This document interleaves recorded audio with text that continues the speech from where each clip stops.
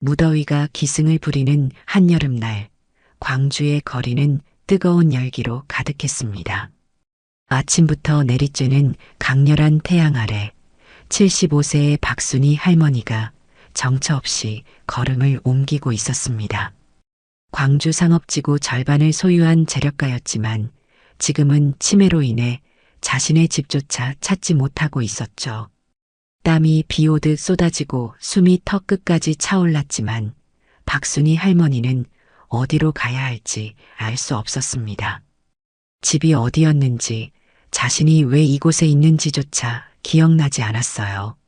남편과 함께 자녀를 키우며 광주의 중심가를 하나둘 사들이던 과거의 기억은 이미 희미해진 지 오래였습니다. 지나가는 사람들은 박순희 할머니를 이상한 눈초리로 바라보았어요. 오물로 얼룩진 옷차림과 헝클어진 머리 때문이었죠. 그래도 박순희 할머니는 그런 시선조차 느끼지 못한 채 걸음을 이어갔습니다. 뙤약볕 아래를 걷다 보니 목이 마르기 시작했어요. 물 한 모금이라도 마시고 싶었지만 주머니에는 동전 한 푼 없었습니다. 그때 멀리서 익숙한 건물이 눈에 들어왔죠. 희미한 기억 속에서 저기가 은행인 것 같아라는 생각이 스쳐 지나갔어요. 발걸음을 옮겨 은행 안으로 들어서자 시원한 에어컨 바람이 얼굴을 스쳤습니다. 잠시나마 정신이 들 것 같았지만 은행 안의 사람들은 박순희 할머니를 보자마자 인상을 찌푸렸어요. 어떤 사람들은 거리를 두려 자리를 피했고 또 어떤 이들은 수군거리며 손가락질을 했습니다. 용기를 내어 창구로 다가간 박순희 할머니는 떨리는 목소리로 말을 건넸어요. 저기, 물 한 잔만 주실 수 있을까요? 어쩐지 여기가 익숙한데. 하지만 젊은 은행원의 반응은 차가웠습니다. 혐오감이 묻어나는 목소리로 여기는 그런 곳이 아닙니다. 밖으로 나가주세요. 라고 말했죠. 박순희 할머니는 다시 한번 애원하듯 말을 이었습니다. 잠깐만요. 뭔가 기억이. 하지만 말이 채 끝나기도 전에 은행원은 경비원을 불렀어요. 경비님, 저 할머니 좀 내보내주세요. 다른 고객들이 불편해하세요. 곧 경비원이 다가와 박순희 할머니의 팔을 잡았습니다. 할머니, 나가셔야겠습니다. 다시는 오지 마세요. 그렇게 박순희 할머니는 은행 밖으로 끌려 나왔어요.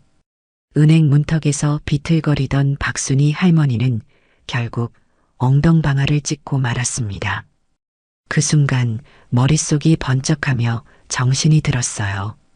자신이 이 은행에 130억 원이나 되는 거액을 예금해 두었다는 사실이 떠올랐죠. 광주 상업지구의 절반을 소유한 큰손이었던 자신이 이렇게 쫓겨나다니. 박순희 할머니의 눈가에 굵은 눈물이 맺혔습니다. 자존심은 이미 땅에 떨어졌고 마음속 깊은 곳에서는 무언가가 무너져 내리는 것 같았어요. 박순희 할머니는 은행 앞 보도블록 위에서 한참을 꿈쩍도 하지 못한 채 앉아 있었습니다. 엉덩이의 통증보다 더 아픈 것은 마음이었죠. 자신이 평생 거래해온 은행에서 이런 대우를 받을 거라고는 상상도 하지 못했어요. 지나가는 사람들은 여전히 박순희 할머니를 이상한 눈초리로 바라보았습니다. 하지만 이제는 그 시선이 고스란히 느껴졌어요. 정신이 돌아온 덕분에 자신이 얼마나 초라한 모습으로 은행을 찾아갔는지 깨달았기 때문입니다. 여기 맡긴 돈이 130억인데 박순희 할머니는 작은 목소리로 중얼거렸어요. 그동안 남편과 함께 광주 도심의 건물들을 하나둘 사들이며 모아온 재산이자 자녀들에게 물려줄 소중한 유산이었습니다. 그런데 그 돈을 맡긴 은행에서 이런 대우를 받다니. 은행 유리문 너머로 은행원들의 모습이 보였습니다. 아까 자신을 쫓아낸 젊은 직원은 여전히 고객들을 상대하며 환한 미소를 짓고 있었어요. 그 모습을 보니 가슴 한편이 더욱 아려왔죠. 나 박순희가 이런 대접을 받다니. 박순희 할머니의 눈시울이 붉어졌습니다. 10년 전만 해도 이 은행 직원들이 그녀를 보면 허리가 숙여질 정도였어요. 남편이 살아있었다면 이런 일은 없었을 거라는 생각이 들었죠. 땀에 젖은 옷자락을 매만지며 천천히 자리에서 일어났습니다.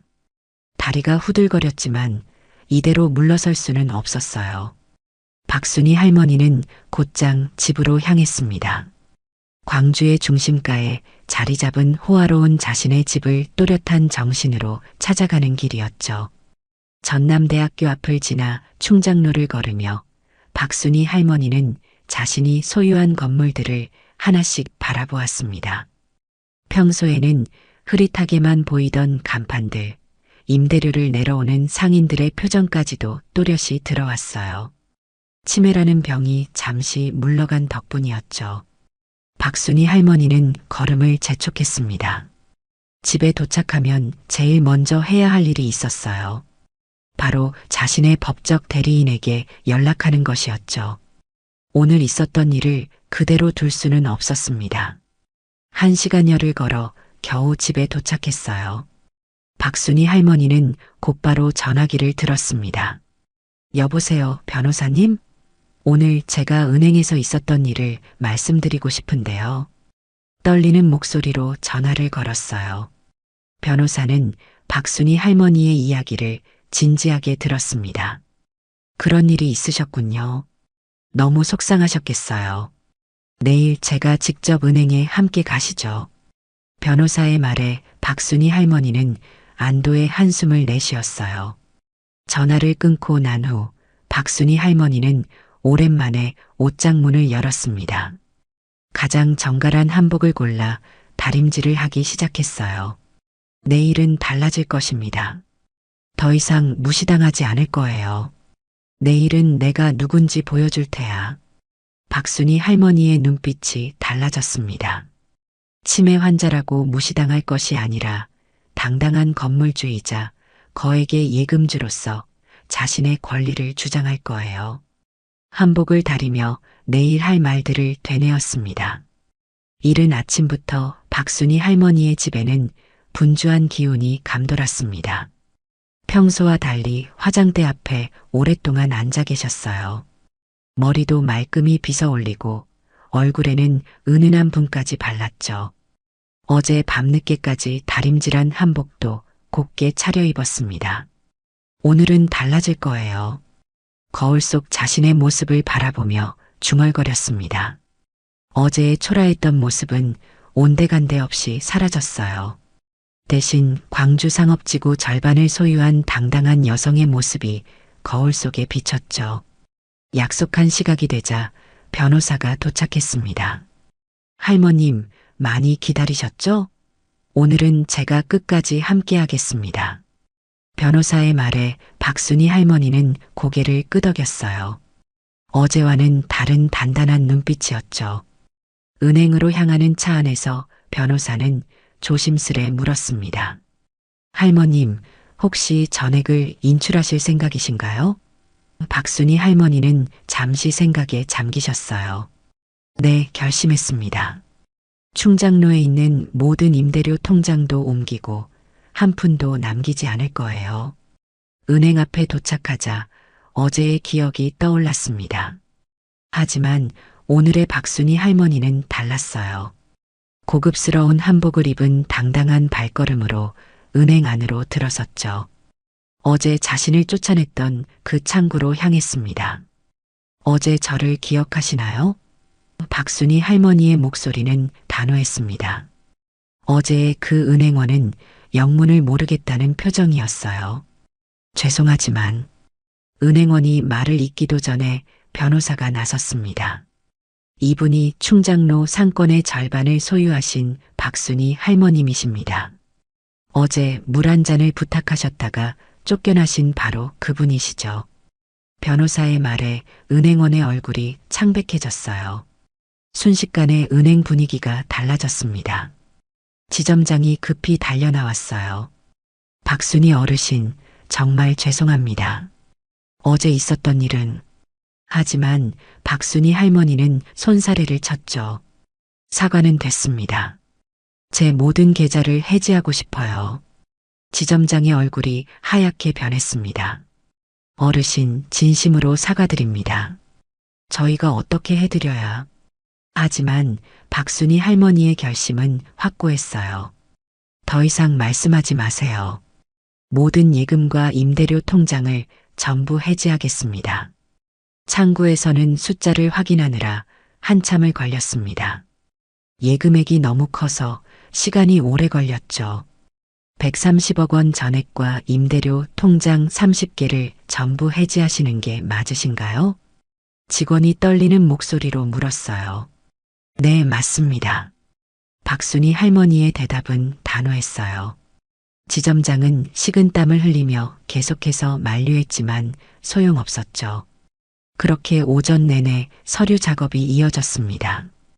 돈을 모두 인출하고 나오는 박순이 할머니의 발걸음은 가벼웠습니다. 어제의 모욕감은 이제 더 이상 가슴 한켠을 무겁게 짓누르지 않았어요. 대신 당당함이 그 자리를 채웠죠. 다음에는 어느 은행으로 가실 건가요? 변호사가 물었습니다. 아직 정하지 않았어요. 하지만 이번에는 신중하게 선택할 겁니다. 박순이 할머니의 말에는 단단한 의지가 담겨 있었죠. 박순이 할머니가 모든 예금을 인출하고 떠난 후 은행은 큰 혼란에 빠졌습니다. 지점장은 긴급 회의를 소집했어요. 어제 박순이 어르신을 쫓아낸 직원은 누구입니까?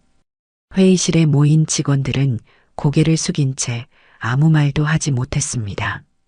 젊은 여직원이 떨리는 목소리로 입을 열었어요. 죄송합니다. 제가 그랬습니다. 지점장의 한숨소리가 회의실을 가득 채웠죠. 자네는 알고 있나? 우리 지점 전체 예금의 40%가 박순이 어르신의 돈이었다는 걸. 지점장의 말에 회의실의 공기가 얼어붙었습니다. 게다가 충장로 상가 임대료만 해도 매달 수억 원씩 들어오는 통장이었어요. 그 모든 거래처를 한 번에 잃어버린 겁니다. 직원들의 얼굴이 하나둘 창백해졌어요. 지점장님, 제가 어떻게든 직접 찾아뵙고 사과드리겠습니다. 젊은 직원이 일어서며 말했지만 지점장은 고개를 저었죠. 이미 늦었어요. 박순이 어르신의 자존심은 이미 상처받으셨고 우리 은행에 대한 신뢰도 잃으셨습니다. 소문은 빠르게 퍼져나갔습니다. 광주 시내의 다른 은행 지점장들이 하나둘 연락을 해왔어요. 박순이 어르신이 정말 모든 돈을 인출하셨다면서요? 지점장은 무거운 마음으로 전화를 받았죠. 한편 충장로 상인들 사이에서도 이야기가 돌기 시작했습니다. 박순이 할머니가 임대료 통장을 모두 해지하셨대. 그동안 은행 직원들이 할머니한테 큰절하고 다녔는데 말이야. 이제 어느 은행으로 옮기실지 궁금하네.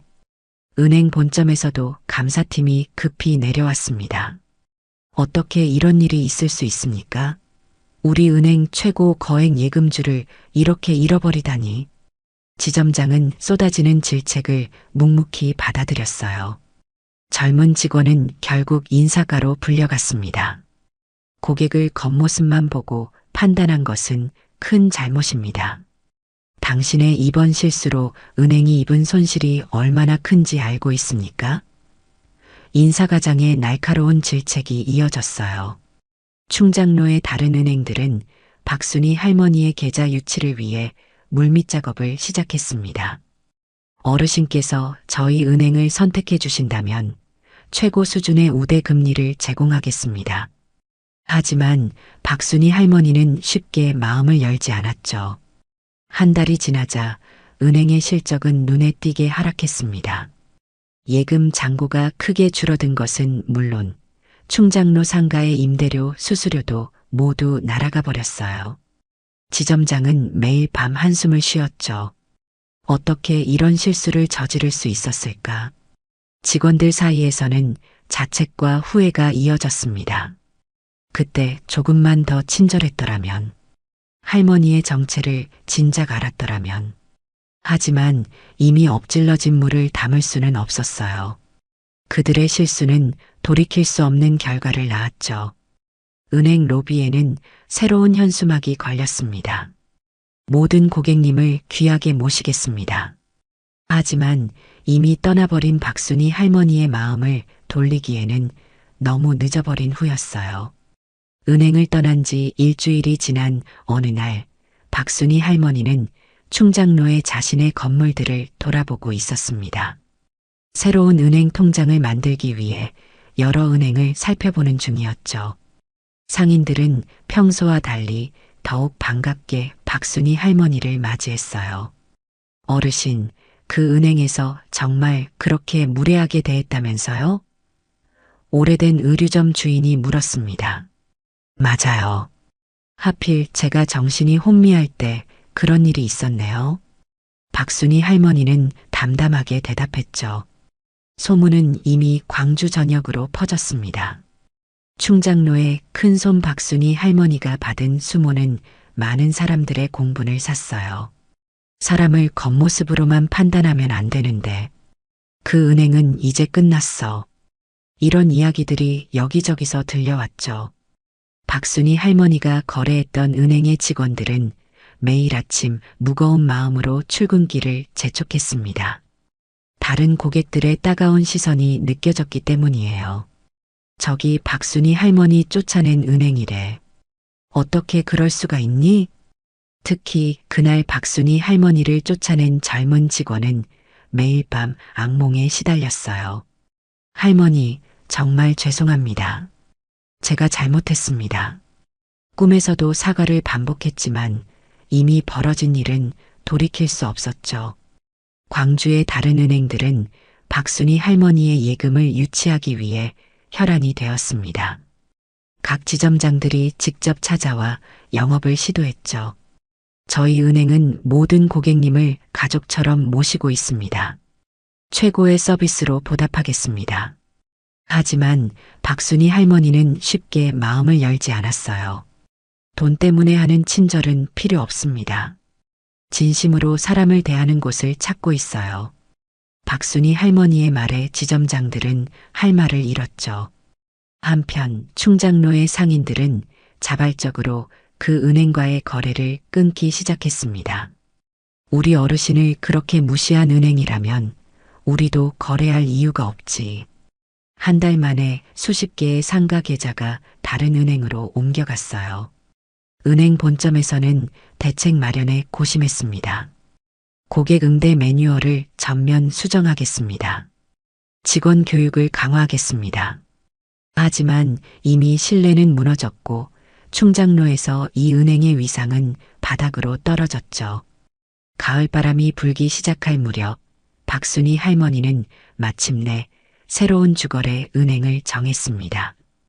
규모는 작지만 오랫동안 충장로를 지켜온 향토은행이었어요. 저희를 선택해 주셔서 감사합니다. 지점장의 인사에 박순이 할머니는 따뜻하게 미소 지었죠. 그날 이후로 은행가에는 새로운 교훈이 자리 잡았습니다. 결코 사람을 겉모습으로 판단해서는 안 된다는 것, 그리고 진정한 고객 서비스란 무엇인지에 대한 깊은 성찰이었어요. 박순이 할머니가 남긴 교훈은 오랫동안 회자되었습니다. 박순이 할머니의 일화는 광주 금융계에 큰 파장을 일으켰습니다. 모든 은행이 고객 응대 매뉴얼을 새로 만들었고 신입 직원 교육에도 이 사례를 필수로 넣었어요. 겉모습만으로 사람을 판단했다가 어떤 결과를 초래할 수 있는지 오늘 우리는 이 사례를 통해 배우게 될 것입니다. 새로운 주거래 은행에서는 박순이 할머니를 위한 특별한 공간을 마련했습니다. 언제든 편하게 쉬어갈 수 있는 전용 휴게실이었죠. 어르신, 이제 저희가 가족처럼 모시겠습니다. 진심 어린 배려에 박순이 할머니는 흐뭇한 미소를 지었어요. 충장로 상인들은 박순이 할머니를 더욱 각별하게 대했습니다. 어르신, 오늘은 힘드시지 않으세요? 날씨가 추워지는데 따뜻한 차라도 한 잔 드시고 가세요. 정성 어린 마음이 전해져 왔죠. 때때로 치매 증상이 찾아올 때면 상인들이 자발적으로 나서서 박순이 할머니를 보살폈어요. 어르신, 집이 이쪽이에요. 제가 모셔다 드릴게요. 걱정 마세요. 우리가 있잖아요. 마치 한 가족처럼 서로를 챙기는 모습이었습니다. 전에 은행 직원들은 여전히 후회와 반성의 시간을 보내고 있었어요. 그때 우리가 조금만 더 관심을 가졌더라면 사람의 가치는 겉모습이 아닌 마음에 있다는 걸 이제야 깨달았습니다. 박순이 할머니는 자신의 재산을 더욱 의미 있게 사용하기로 결심했습니다. 치매 환자들을 위한 복지시설에 큰 후원금을 전달했죠. 저처럼 힘들어하는 분들이 없었으면 좋겠어요. 그녀의 선행은 또 다른 감동을 낳았습니다. 광주의 언론에서도 이 이야기를 다뤘어요. 겉모습으로 사람을 판단한 데가 진정한 고객 서비스의 의미 등의 제목으로 여러 기사가 실렸죠. 많은 사람들이 이 이야기를 통해 깊은 교훈을 얻었습니다. 돈의 크기가 아니라 사람의 마음이 중요하다는 걸 잊지 말아야 해요. 박순이 할머니의 이 한마디는 금융계에 큰 울림을 주었습니다. 모든 은행이 마음으로 모시는 서비스를 강조하기 시작했죠. 이제 광주의 모든 은행에는 새로운 문구가 붙었습니다. 모든 고객님은 우리의 가족입니다. 형식적인 구호가 아닌 진심을 담은 약속이었어요. 박순이 할머니가 남긴 교훈이 이렇게 새로운 변화를 만들어냈죠. 치매를 앓고 있지만 박순이 할머니의 자존심과 품격은 여전했습니다. 그녀가 걸어온 길은 많은 이들에게 깊은 감동과 교훈을 주었어요. 사람을 겉모습이 아닌 마음으로 대해야 한다는 소중한 가르침이었죠. 계절이 바뀌고 충장로의 풍경도 조금씩 달라졌습니다. 하지만 박순이 할머니가 남긴 교훈은 오래도록 사람들의 기억 속에 남았어요.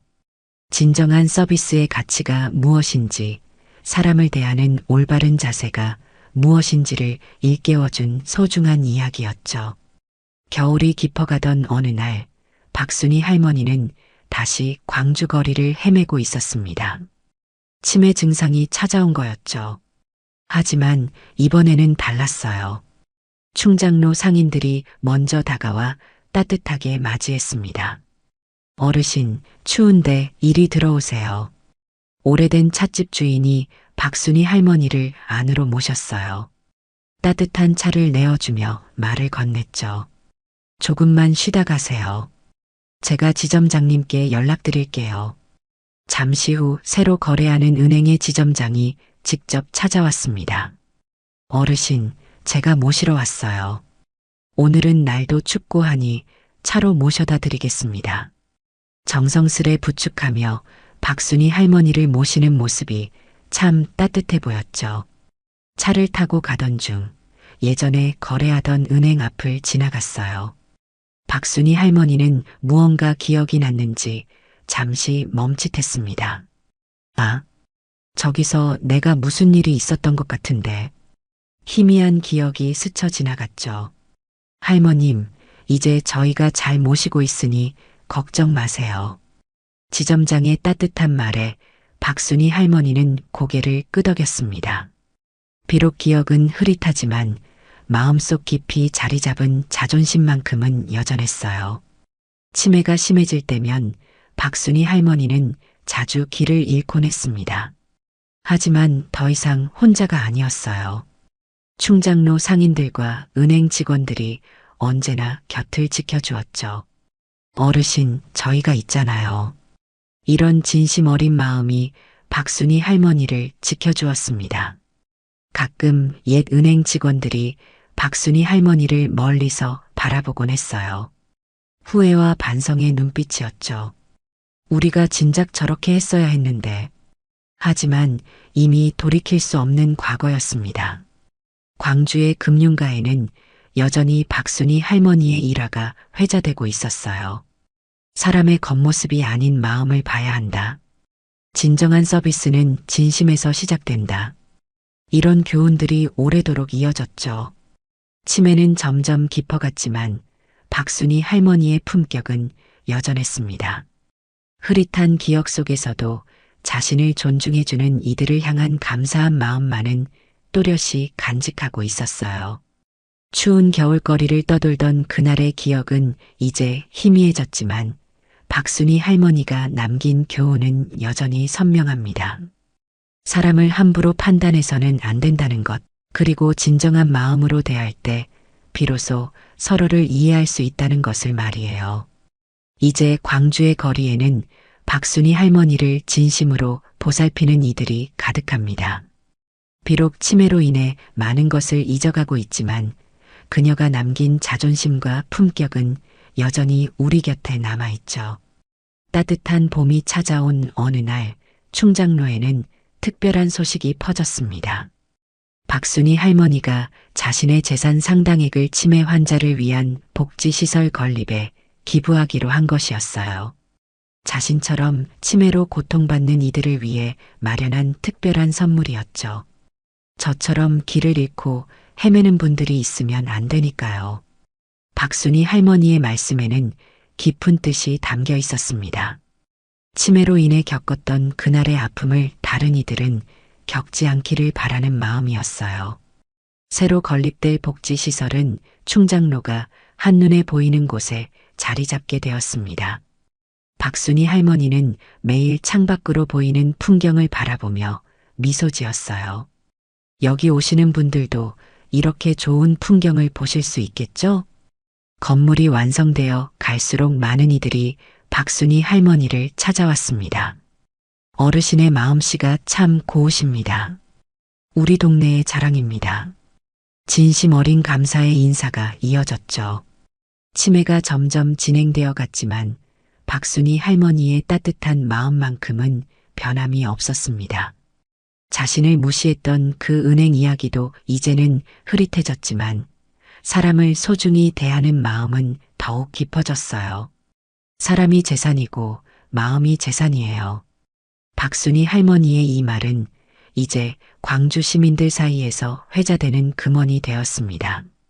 겉모습이나 조건이 아닌 사람의 마음을 보는 것이 진정한 지혜라는 가르침이었죠. 복지시설이 문을 열던 날 많은 사람들이 축하를 위해 모였습니다. 박순이 할머니는 비록 많은 것을 기억하지 못했지만 그날만큼은 환한 미소를 잃지 않았어요. 자신의 아픈 경험이 새로운 희망으로 피어나는 순간이었기 때문입니다. 이제 광주의 거리에는 박순이 할머니의 이야기가 전설처럼 전해집니다. 사람을 함부로 판단하지 말라는 교훈, 진정한 마음으로 대할 때 비로소 보이는 가치, 그리고 아픔을 다른 이들을 위한 선물로 바꾸는 지혜까지. 봄바람이 불어오는 충장로, 박순이 할머니는 여전히 그곳을 거닐고 계십니다. 비록 많은 것을 잊어가고 있지만 그분이 우리에게 남겨주신 교훈과 따뜻한 마음만큼은 영원히 기억될 것입니다.